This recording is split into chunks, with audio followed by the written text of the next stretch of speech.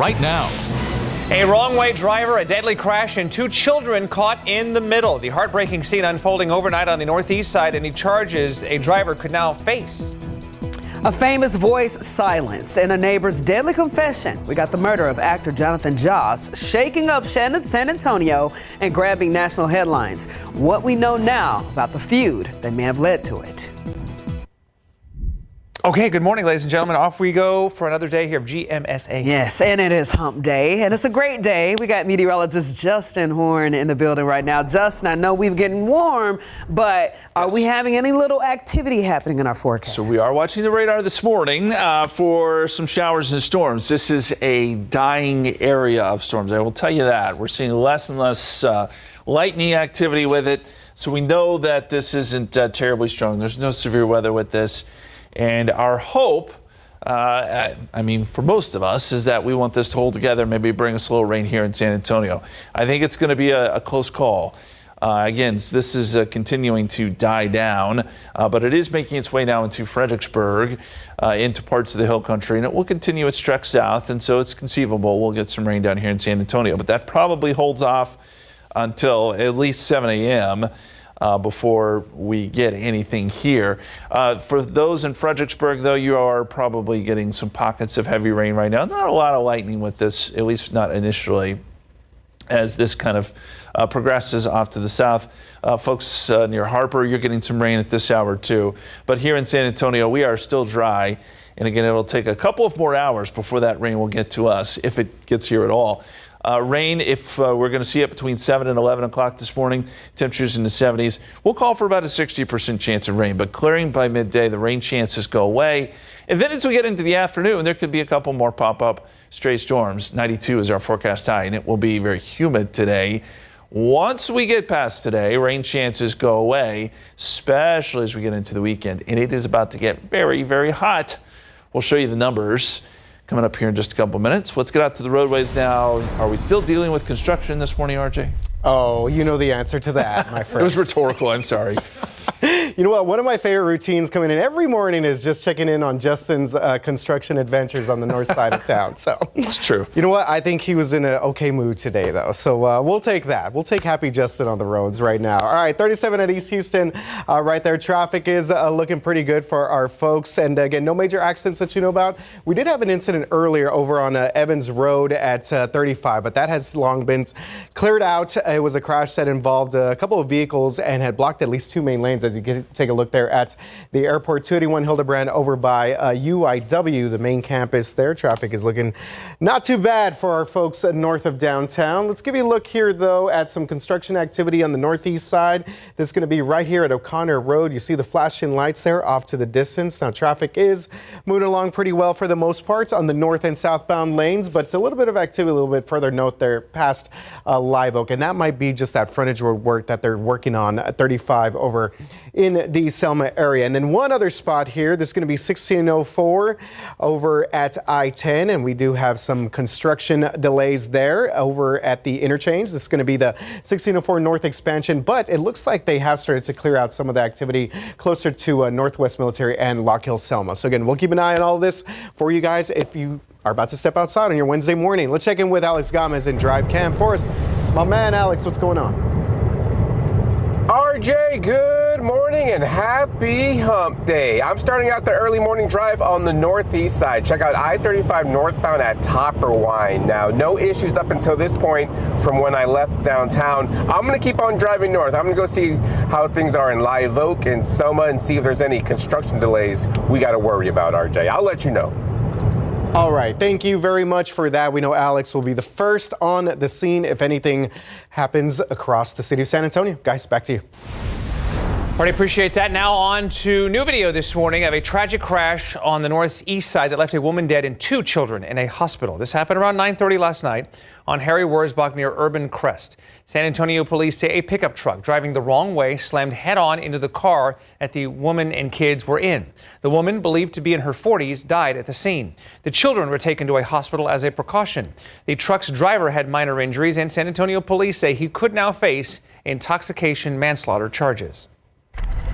Meanwhile, a man is facing charges in connection to a car crash that left a woman dead, also on Harry Wurzbach. This is 30-year-old Jackson Pope Spalton. Now, 50-year-old Neda Velez de Guijarro died in this crash back on May 2nd. Now, these are images of the wreckage on Harry Wurzbach near 410. Arrest paperwork say that Spalton was speeding right before this crash. He's now charged with manslaughter. A murder and then an actor who called a San Antonio home and a running feud. We got the shooting and killing of Jonathan Joss and his relationship with his neighbor, who was arrested and charged with his murder. It's making national headlines. Suspect in this case is Sigfredo Ceja Alvarez and is still in jail, but that could change later this morning.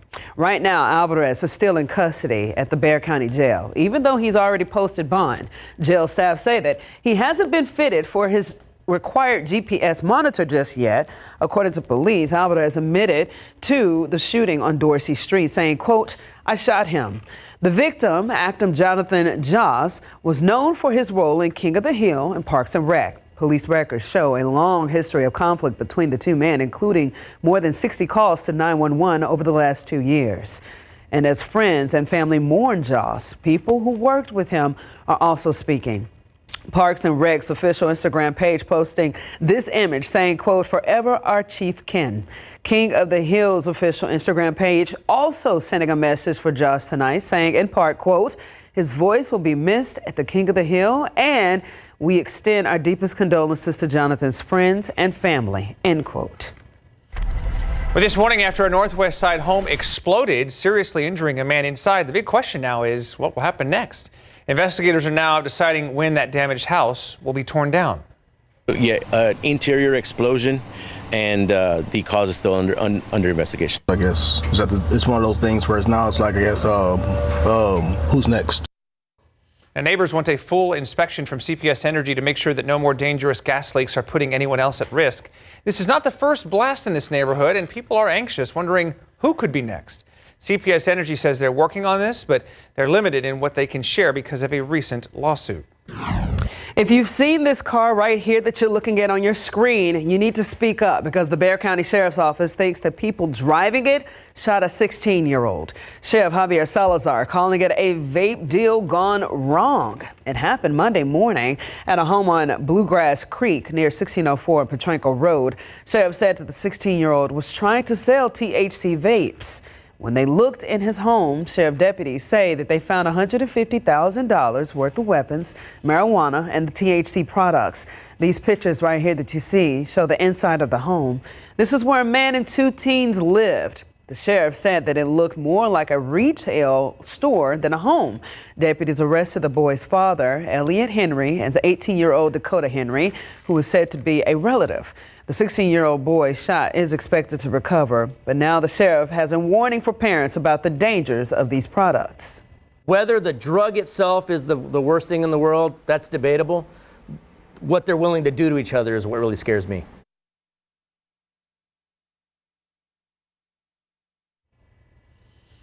All right, and you can find out more about this, of course, at KSAT.com. Meanwhile, a bill that aims to improve how public schools deal with student discipline is waiting for the governor's signature. Part of that House Bill 6 will affect how public schools deal with students caught with vaping items on school campuses. And our Patty Santos is here to break it all down. She's been tracking local and state laws that aim to lower teens' vaping trends. Yeah, and as you know, there's a lot of talk right now about THC and vaping. In May, San Antonio City lawmakers banned vape shops near schools and daycares. This map right here, provided by the city of San Antonio, each star right here represents a shop. There are over 200 exclusive vape shops in the city limits, and 36% of them are close to schools. Now, this is all in an effort to protect youth from nicotine addiction. A new law signed this legislative session by Governor Abbott will prohibit e-cigarette ads within 1,000 feet of schools and churches.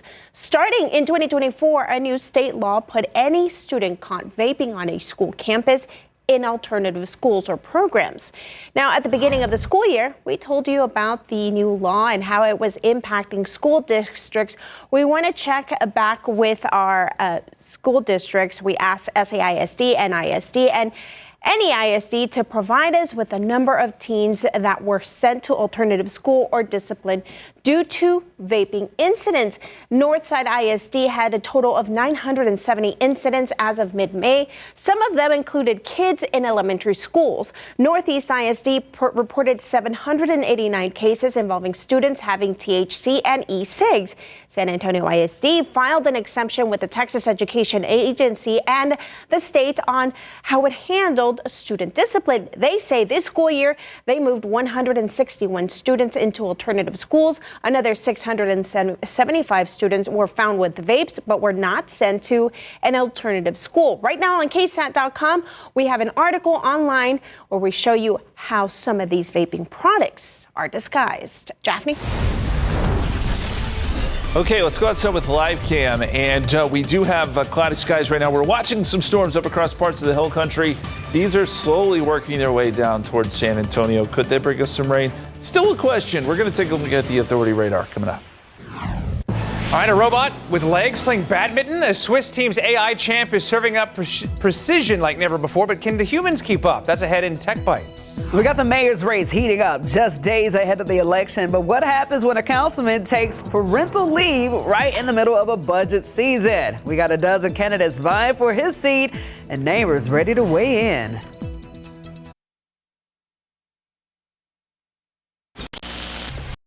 All right, 5-4 pick their next mayor. The current city council is preparing to pick a temporary replacement for one of their colleagues. So shortly after winning a third and final term last month, District 2 Councilman Jalen McKee Rodriguez announced that he planned to go on paternal leave in the middle of the city's budget season. Now, with a dozen people throwing their hats in the ring to fill in for him, Gary Berger went to the east side to see what the councilman's constituents had to say. A month ago, Jalen McKee Rodriguez cruised to re-election. In 2 months, he'll be replaced temporarily. I support him, and I'm just shocked what you're telling me on that behalf. The District 2 councilman and his husband are expecting a baby girl in July during a break in regular council meetings. But he then plans to take August and September off, the time when the multi-billion-dollar city budget gets hammered out. McKee Rodriguez said on Instagram he wants an interim council member appointed, so his district has a voice. The situation appears to be unique in the city's history, and D2 residents have mixed thoughts. I think he had plenty of time to plan it. So yeah, I think he should have thought about it before he ran. It's his right and his privilege, man. That's about the best that I could say on it. I think it's okay as long as they have someone that can fill his shoes. Of the 12 people who applied for the role, half have run for the seat at least once since 2019. Others include a former council chief of staff, a security consultant, and the owner of a bike tour company. We asked residents what they want from whomever gets picked. If he just follow through with whatever councilman is gonna do. Just to continue what he's doing, what he's been doing until now. So you want a steady hand on the wheel? I don't mind. He could step it up, but just listen to the residents here. If they can fulfill the request in this neighborhood, communication with us. Next Wednesday, the city council will narrow the field down to 3 before picking the sub at next Thursday's meeting. The interim council member, though, won't take their official seat until August 1st, and McKee Rodriguez is expected to return by October. Garrett Berger, KSAT 12 News. Okay, good stuff there from Garrett, reporting at City Council. So let's take a look here at the situation traffic-wise. 90 at Meadow Creek on the west side of town. Traffic looking pretty good out there. 37 Hackberry east side.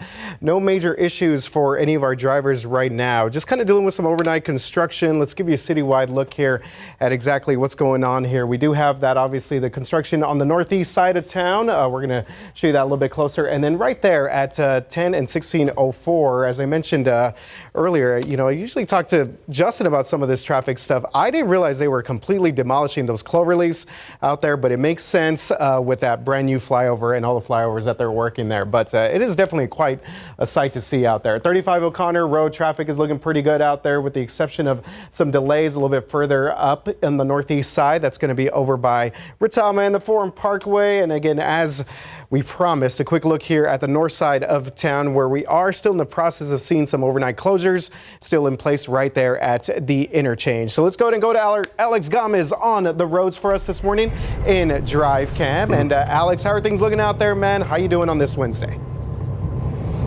Yeah, good morning, RJ. Right now, I am still on the northeast side. I'm coming down 35 southbound. This is right next to Olympia Parkway, and we still do have those barrels blocking off a majority of the lanes. So right now, only one lane open, but they are wrapping up. They're cleaning up the area, picking up those barrels. I've been in this for about 5 minutes, and I'm already about a majority of the way through. So it's not going to last the whole morning. They should be wrapping up sometime within this 5 o'clock hour, RJ.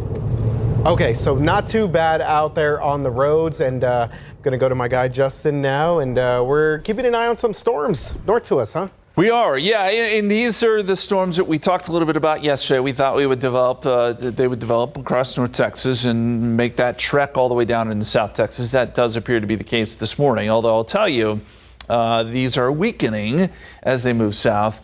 And we're seeing kind of a trend where these are almost drifting a little bit west, or at least the energy is drifting west. So again, it's going to be a close call as to how much rain, if any, San Antonio sees, but we will continue to watch this. And there's a nice little cell there north and east of Fredericksburg where we are getting some lightning. Otherwise, these are just kind of spotty downpours that are working their way through Fredericksburg and Gillespie County at this hour. Kerrville, you are next in line. The light rain is just starting to move in, and you'll see a few more of these heavier downpours working through over the next hour or so. Just know you're not going to get a lot of rain out of this. This is not terribly heavy rainfall. Junction has gotten some storms within the last hour, and this western extent of this line will work its way down into Rock Springs here shortly, and this will continue to work its way down I-10. I think it arrives to San Antonio 6:30 to 7 o'clock this morning. That's kind of the timing that we're thinking right now as these storms work their way south. And that, again, is if they make it.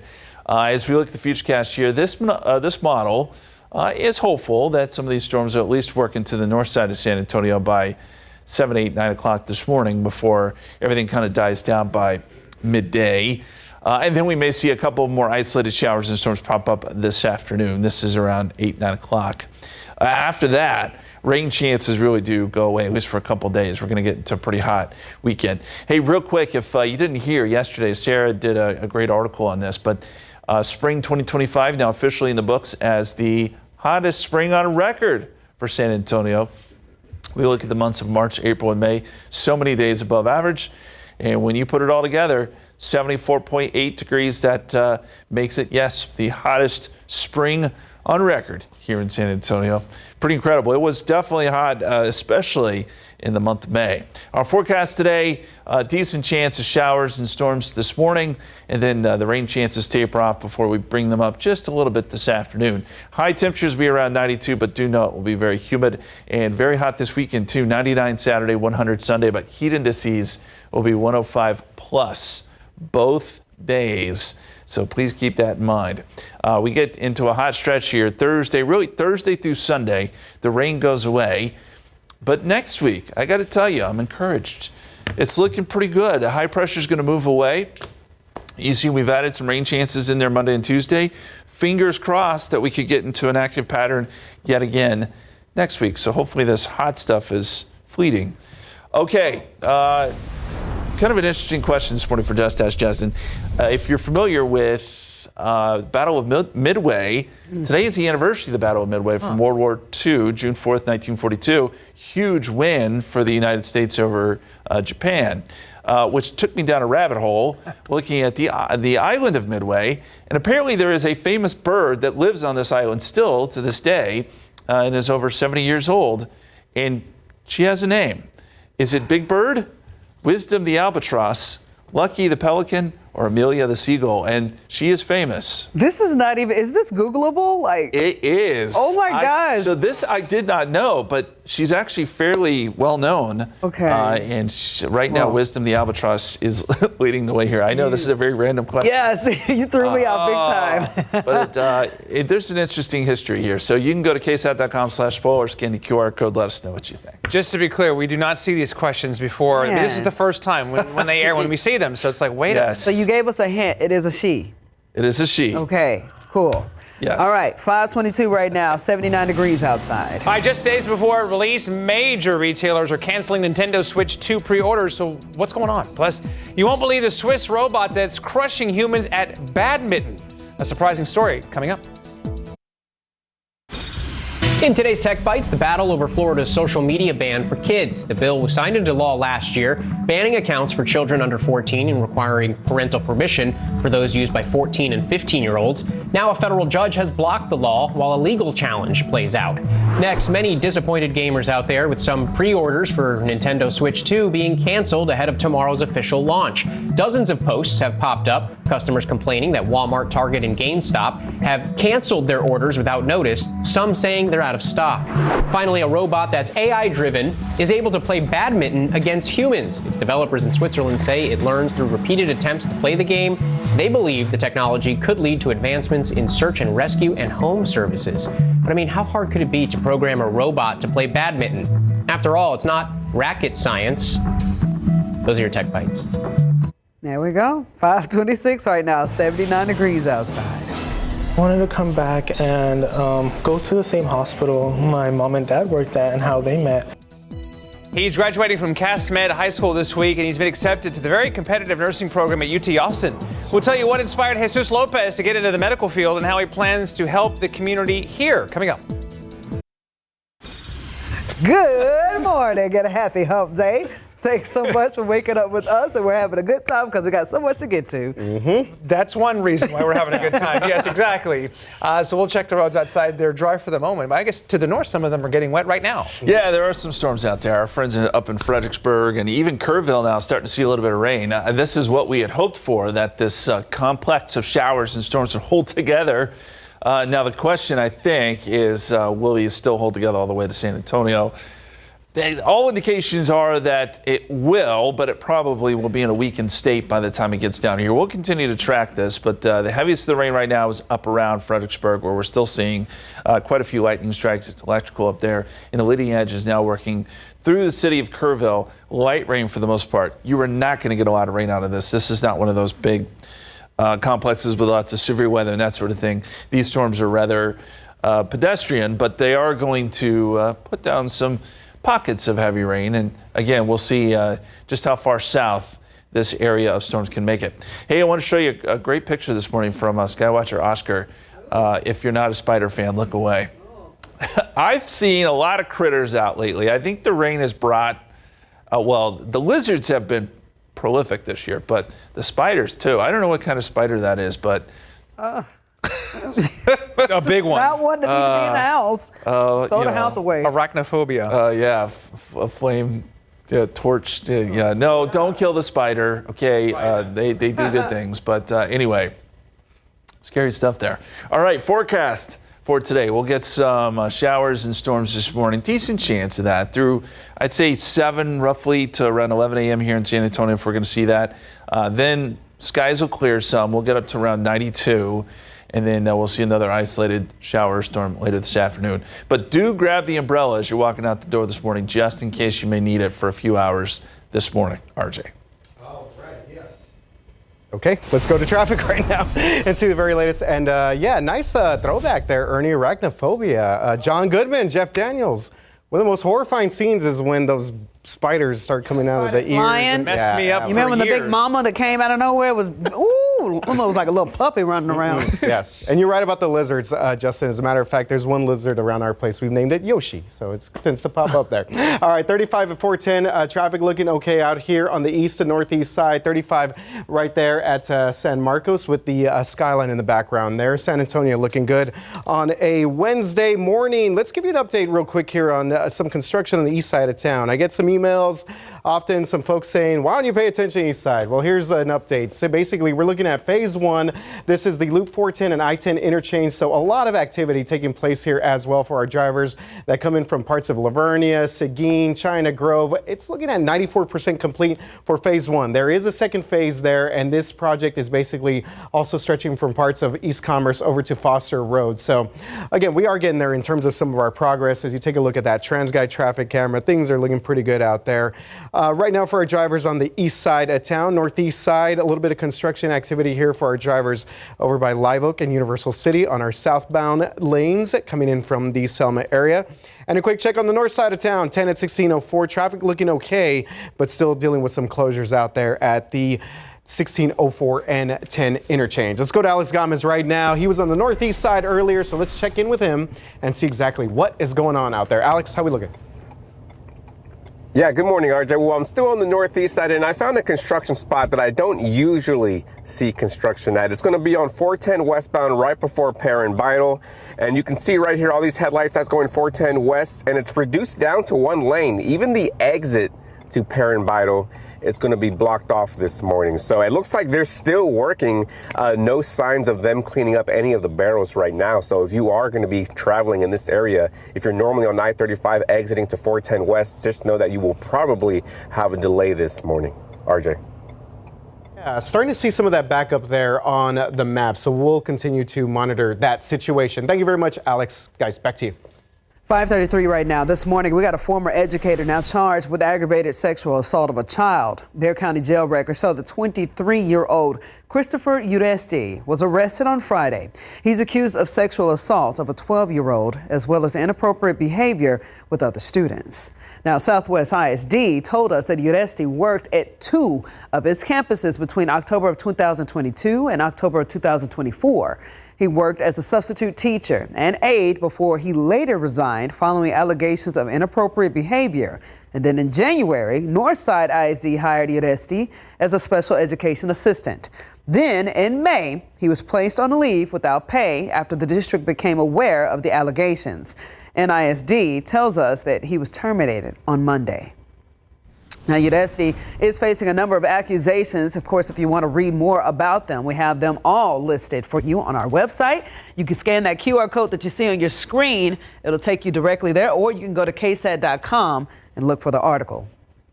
3 San Antonio congressmen are fighting to keep military operations here in the Alamo City. Representatives Joaquin Castro, Greg Kezar, and Henry Cuellar just sent a letter to Defense Secretary Pete Hegseth. They are pushing back against plans to move U.S. Army North and South commands to North Carolina. The lawmakers say San Antonio's location and cybersecurity hub make it the ideal home for the new Western Hemisphere Command. They also stated that moving these operations would waste money and local partnerships. A proposed bill that would stop non-disclosure agreements in sexual abuse cases is on the governor's desk. This means the survivors would not be stopped from giving information about the offender. Trey's Law, named in honor of a child sexual abuse survivor, was voted unanimously through the House last Monday. The bill originally aimed to end the NDAs only for survivors of child sexual abuse, but the language now includes victims of any age. Meanwhile, it's a pivotal time for the future of the THC products in Texas, and a bill is sitting on Governor Abbott's desk that would ban all such products. Our Avery Everett spoke to business owners who are waiting to see what happens. We have all kinds ranging from low doses to high doses. How much of the shelves behind you would have to disappear if this THC ban goes through? Probably all of this, yeah. All of this, these 3 cases, most of those 2 cases. Michael Vega says 70% of his store sales could be gone overnight if Texas bans THC products. As a store manager, is that scary to see that? It's a little scary. Emerald Forest CBD Dispensary is just one store of thousands selling THC in Texas. And Vega says they're waiting to see what happens at the state capitol.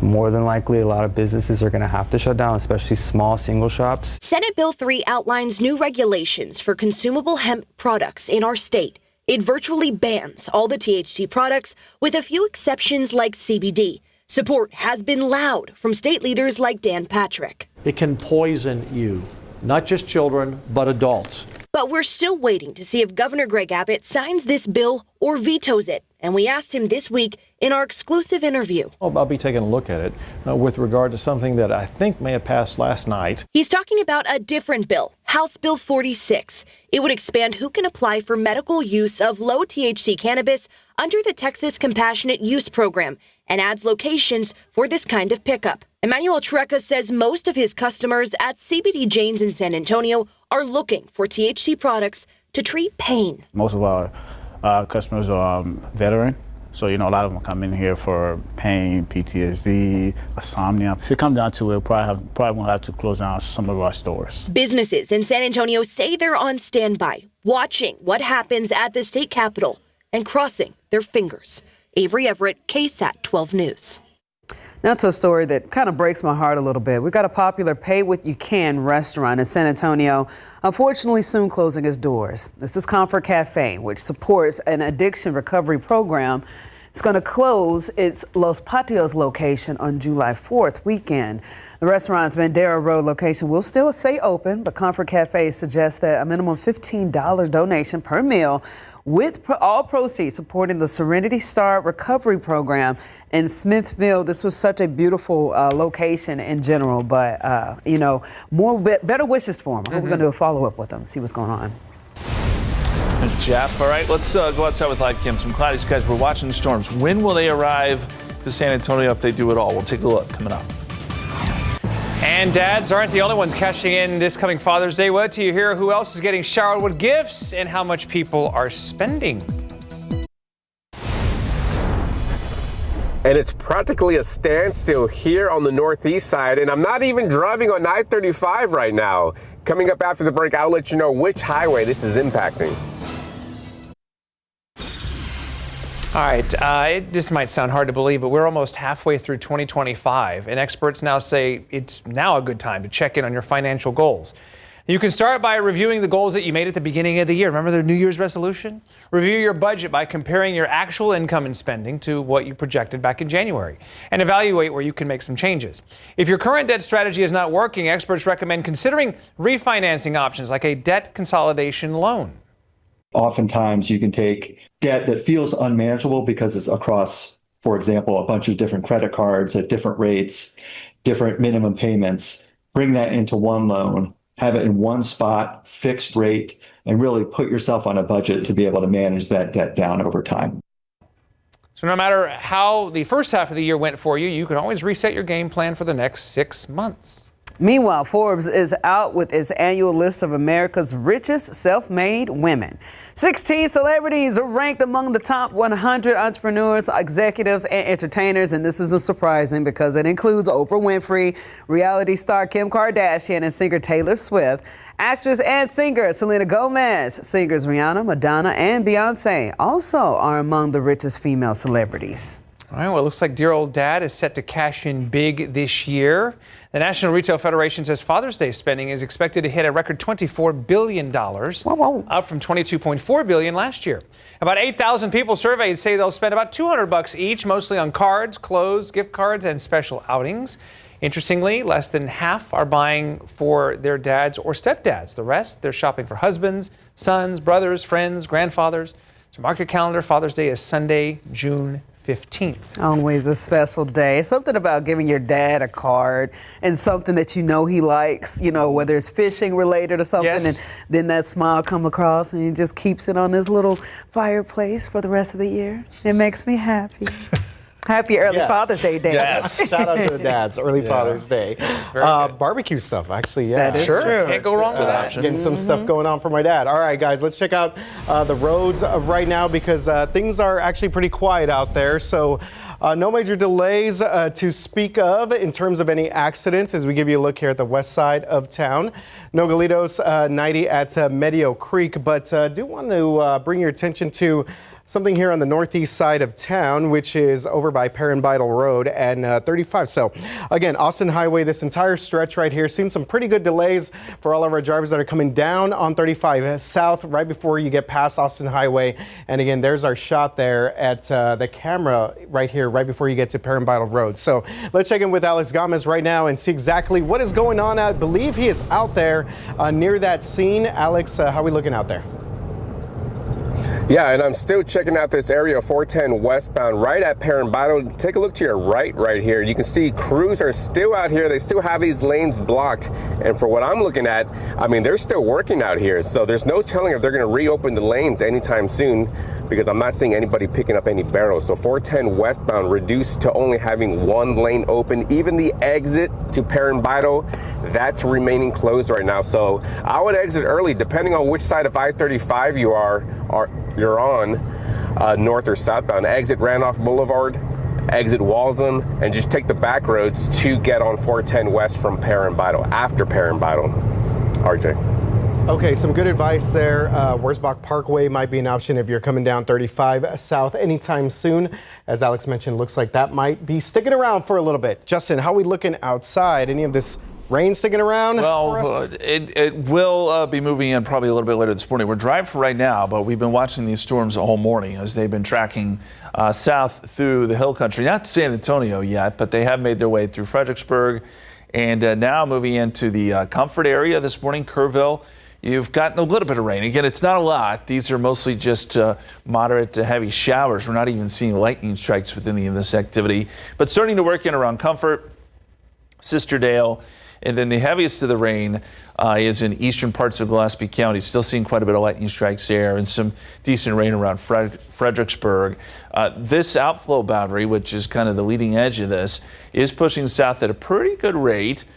So in theory, this would be in San Antonio probably just before 7 o'clock. We'll put the timer on it here. If you're talking about northern San Antonio, probably 6:45, 6:50-ish is when some of this rain may start to move in. Again, that's if it moves in at all. We're kind of seeing this shift a little bit west, so we'll see how much of San Antonio actually gets some rain. But I think we have a shot at it for sure. And we're going to keep the rain in the forecast 7 and 11 o'clock this morning. Temperatures in the 70s. It's awful humid out there, and it stays that way all day long. So some clarity midday, and then this afternoon, 92. Stray storm could redevelop later today, but coverage this afternoon would be far less. Outside right now, cloudy skies, 79 at the airport, 78 New Braunfels, 79 Converse. Do grab the umbrella as you walk out the door this morning, just in case, because again, mid-morning rain, a possibility here.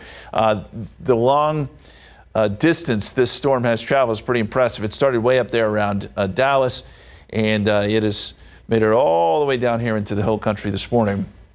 And there was some severe weather associated with this cluster of storms much, much earlier, but not severe now. Futurecast shows some of these storms moving in again around 7, 8, 9 o'clock this morning before they would die down and kind of fade away by midday, and then by the afternoon, just a couple more stray showers or storms popping up. Okay, as we look at the upper level winds now, know that high pressure builds in starting tomorrow. So that takes the rain away Thursday through the weekend. And in fact, this high pressure gets strong enough to where Saturday and Sunday are going to be really hot. We're talking highs near 100. But here's the good news. We're going to see that high pressure move west. Rain chances come back into play early next week. So good to see that. So maybe we just spend a few days here rain-free before the pattern gets active again. But please watch for those showers and storms this morning, and we'll keep you updated. Okay, June 4th, 1942. Anniversary of the Battle of Midway. I was doing some research on that last night. And so this led me to this question. There is a famous bird that lives on Midway Island. I don't know if you knew that. One of the oldest, or if not the oldest bird in the world. 70 years old. So who is it? Is it Big Bird, Wisdom the albatross, Lucky the pelican, or Amelia the seagull? Someone voted for Big Bird. Come on now. And then the rest of the votes there for Wisdom the albatross. We'll be giving you that answer coming up here in about an hour. All right, 5:52 right now, 79 degrees outside. All right, stay with us how you can take home this precious little pet from the San Antonio Humane Society up next. San Antonio Humane Society joining us this morning with another precious little guy right here. Yeah, so this is Larry. You saw Curly earlier. So Larry, that's the brother. Just like Curly is ready for adoption. Checking out all the lights, like just kind of checking the sights and sounds out here, but really ready to go home. Came in with our fosters again, and they took really good care of him. And he's look how beautiful he is. He is gorgeous. I very love beautiful that. markings, and yeah, kind of just burrowing in there with you yes, today. he is. He's actually really, really chill. Yeah. You guys got a lot of opportunities for people out there. We do. So we have some job opportunities, some job openings that you can come work with us at the shelter, whether there are camp counselor positions for our summer camps, our veterinarians, our kennel supervisors, all kinds of different things. There's something for everybody. So if you're looking for an opening, or even if you're looking for something seasonal and temporary in the summertime, come check us out. Oh my goodness. And if you do happen to get into one of these jobs, you'll be able to see a lot more of these little guys, right? Yes. You'll be able to be with them depending on, and that's always a plus, right? Yes. So one more time, if someone is interested in little Larry here, what do they need to know? So they can come see us. We're at 4804 Fredericksburg Road anytime between 12:30 and 7, Monday through Sunday, 7 days a week, or on our website, sahumane.org, and you can look at all the adoptable pets. All right, guys, let's give little Larry a forever home. Forever home. I like it. Love it. That's a cute cat. Super cute. Okay, very good. Another hour of GMSA coming up. A teen's dream started at home, and now it's taking him all the way to the burnt orange scrubs. How a father's struggle lit a fire for healing, next on GMSA. Plus, take a look right here. These social media influencers and stars. We got AI influencers who are built to protect the app that could turn tragedy into a digital lifeline here in Bexar County. And drive cam as we go to break. Alex Gomez standing by to get you on time wherever you may be going this morning. RJ and Justin as well tracking some weather in our area, so don't go away.